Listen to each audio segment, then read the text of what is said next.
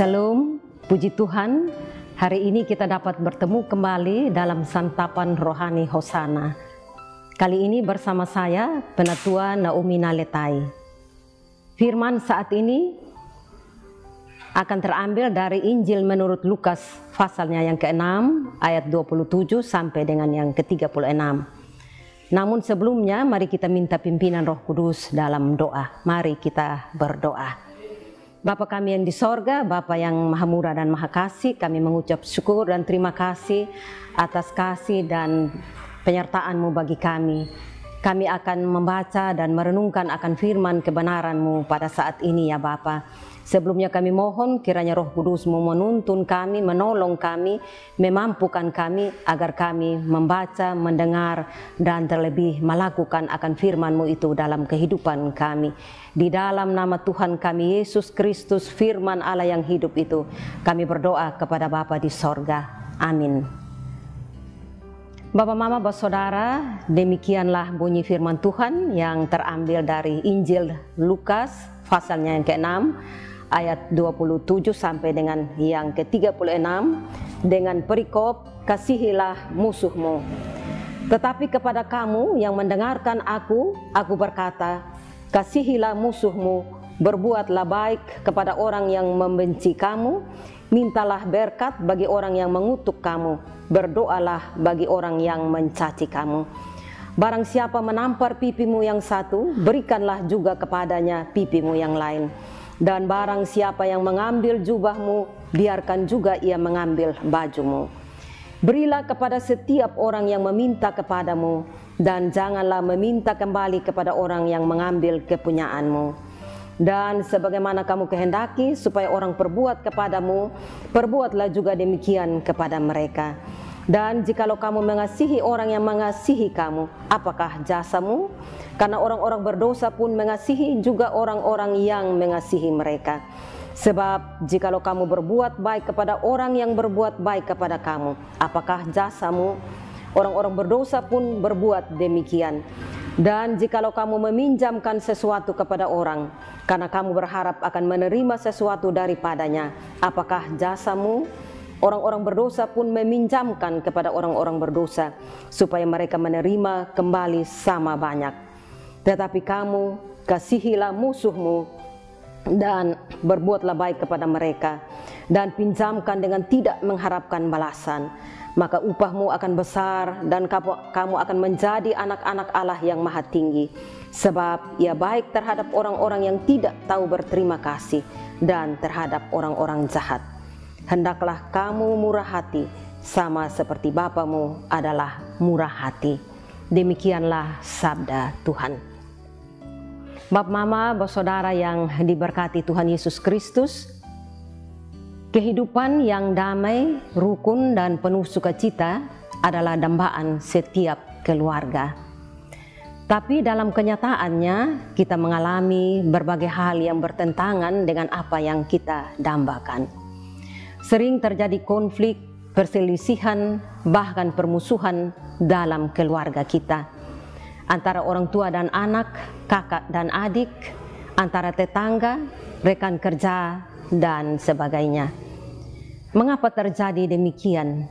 Karena kita lebih memilih hidup menurut kedagingan kita daripada hidup menurut kehendak Tuhan.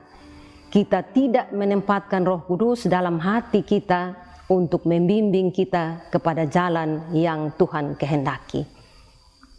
Kekasih-kekasih Tuhan, firman Tuhan saat ini mengajak kita untuk melakukan hal-hal baik yang Tuhan Yesus sudah lakukan dalam kehidupannya di dunia ini, yaitu mengasihi musuh, berdoa, dan meminta berkat bagi yang mengutuk kita.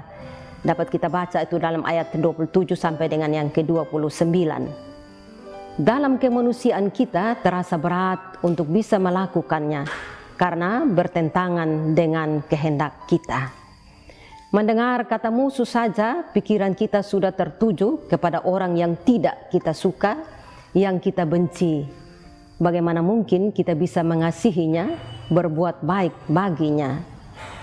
Kekasih-kekasih Tuhan, ada dua hal penting yang dapat menolong kita untuk bisa melakukan apa yang Tuhan kehendaki lewat firman-Nya saat ini, yaitu yang pertama dan yang utama adalah kasih, dan yang kedua adalah kerendahan hati. Yang pertama, kasih.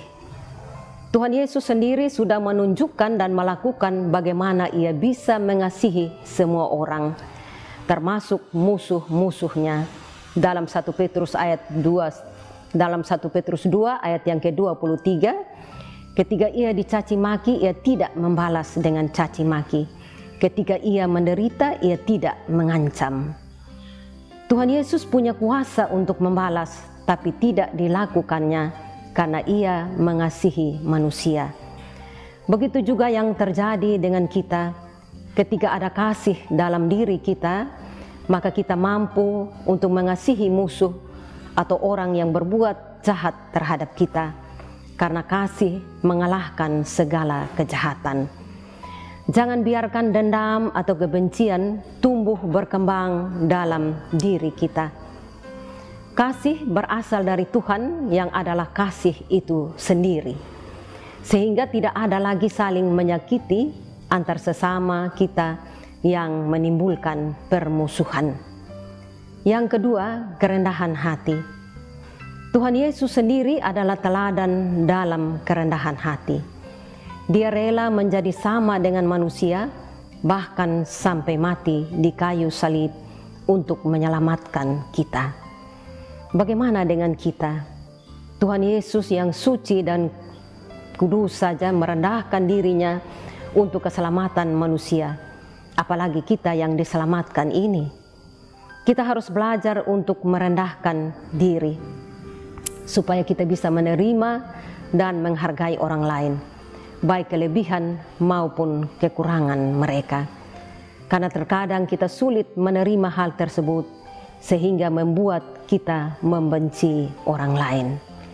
Kekasih-kekasih Tuhan, ada janji Tuhan bagi kita ketika kita mampu melakukan kehendak-Nya. Ayat yang ke-35b, maka upahmu besar dan kamu akan menjadi anak-anak Allah, dan upah kita adalah hidup yang kekal.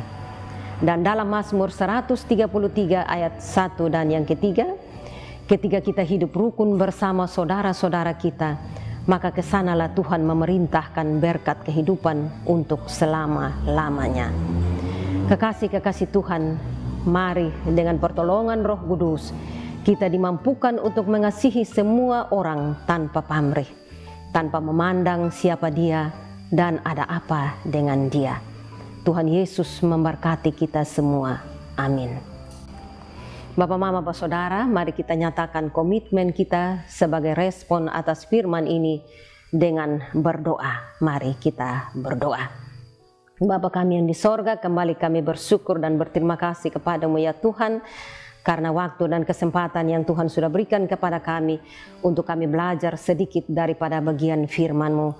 Biarlah firman-Mu pada saat ini ya Tuhan, boleh menguatkan kami untuk kami meniti hari-hari yang Tuhan masih anugerahkan kepada kami. Dan kami mohon Roh Kudus-Mu memampukan kami untuk tidak saja menjadi pendengar-pendengar yang setia, tetapi kami boleh menjadi pelaku-pelaku firman yang setia. Di dalam nama Tuhan kami Yesus Kristus, Tuhan dan Juru Selamat kami berdoa kepada Bapa di sorga. Amin. Saudara-saudara yang diberkati, inilah akhir dari santapan rohani Hosana saat ini. Saya berdoa semoga renungan singkat saat ini menjadi berkat bagi saudara-saudara sekalian. Kita akan jumpa lagi di lain waktu. Tuhan Yesus menyertai kita semua. Shalom.